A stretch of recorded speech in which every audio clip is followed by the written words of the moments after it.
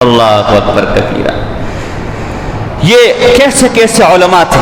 آج ہم بھائی کے سامنے حق بات نہیں کہہ سکتے، بڑوں کے سامنے اپنے برادری میں حق بات نہیں کہہ سکتے، حق کا ساتھ نہیں دے سکتے۔ کیسے کیسے لوگ گزرے تھے اس دنیا کی خاطر کہ دنیا کی حاجی صاحب کے خلاف بات کروں گا، حکومت کے خلاف بات کروں گا، سیاسی پارٹی کے خلاف بات کروں گا، قوم کے وڈیرے کے خلاف بات کروں گا، مظلوم کے حق میں بات کروں گا تو دنیا چھین جائے گی، دنیا چلی جائے گی۔ اللہ اکبر۔ سیر اعلام نبلاء کتاب امام ذہبی رحمہ اللہ کی، بہت 15 جلدوں میں کتاب۔ امام ذہبی خود بہت بڑا عالم اور بہت بڑا محدث گزرا ہے۔ امام ابن تیمیہ شیخ الاسلام امام ابن تیمیہ کا شاگرد ہے، اس سے پڑھا ہے۔ یہ امام ابن تیمیہ اتنا، اس کا میں ذکر کرتا رہتا ہوں، واقعات آتے رہتے ہیں، اتنا بڑا عالم تھا، اتنا بڑا عالم تھا، ہر آیت کی تفسیر میں 200 تفاسیر دیکھتا تھا، 200۔ الحمدللہ طلباء جانتے ہیں ہمارے پاس لاکھوں روپے کی تفسیریں موجود ہوں گی، لیکن 200 کا کوٹا ابھی تک پورا نہیں ہوا۔ ابن تیمیہ ایک ایک آیت کی تفسیر میں 200 آیتیں دیکھتے تھے اور پھر سجدے میں گر کر اللہ سے دعا مانگتے تھے، اے اللہ اس آیت کا مطلب مجھ پر کھول دے۔ اتنے بڑے عالم تھے۔ تو یہ ذوق ہے کرتے۔ ابن جوزی رحمہ اللہ ایک بہت بڑے عالم گزرے، ان کی کتاب ہے سید الخاطر، اس میں لکھا ہے کہ میں نے 20,000 کتابوں کا مطالعہ کر لیا۔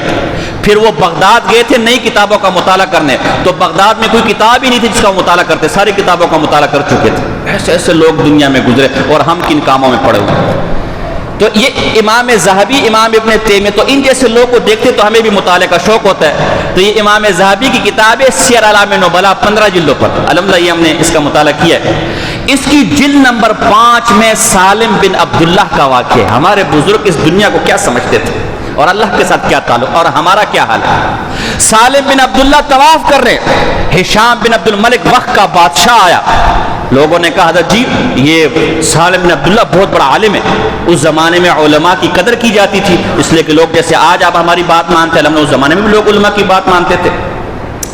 تو ہشام بن عبد الملک نے کہا حضرت کچھ چاہیے، کوئی مال دولت، کوئی پیسہ ضرورت، موری بیچارہ تیرے پاس کیا ہوگا، تو فرمائیے میں بھی انشاءاللہ کچھ دیتا ہوں۔ ہشام سالم بن عبداللہ نے کہا اوے اللہ کے گھر میں کھڑے ہو کر تو دنیا کی باتیں کرتے، تجھے شرم اور حیا نہیں ہے؟ بادشاہ کو کہہ رہا ہے، اللہ کے گھر میں کھڑا ہے اور میرے سامنے دنیا پیش کر رہا ہے، مجھے دنیا کا لالچ دے رہا ہے۔ ہشام بن عبد الملک اچھا معذرت غلطی ہوگی انشاءاللہ۔ باہر نکلے طواف کر کے، بادشاہ نے پھر کہا حضرت جی اب تو باہر نکل آئے، کچھ چاہیے تو بتا دے، کچھ درکار تو میں دے دیتا ہوں۔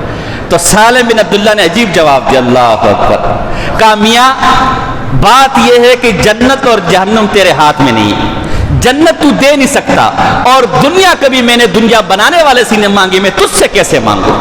اتنے بڑے علماء تھے، یہ دنیا کے سامنے یہ تھی۔ اور آج ہمارا کیا حال ہے کہ چند ٹکوں کی خاطر نہ مسلمان کی عزت کا خیال ہے نہ آبرو کا خیال۔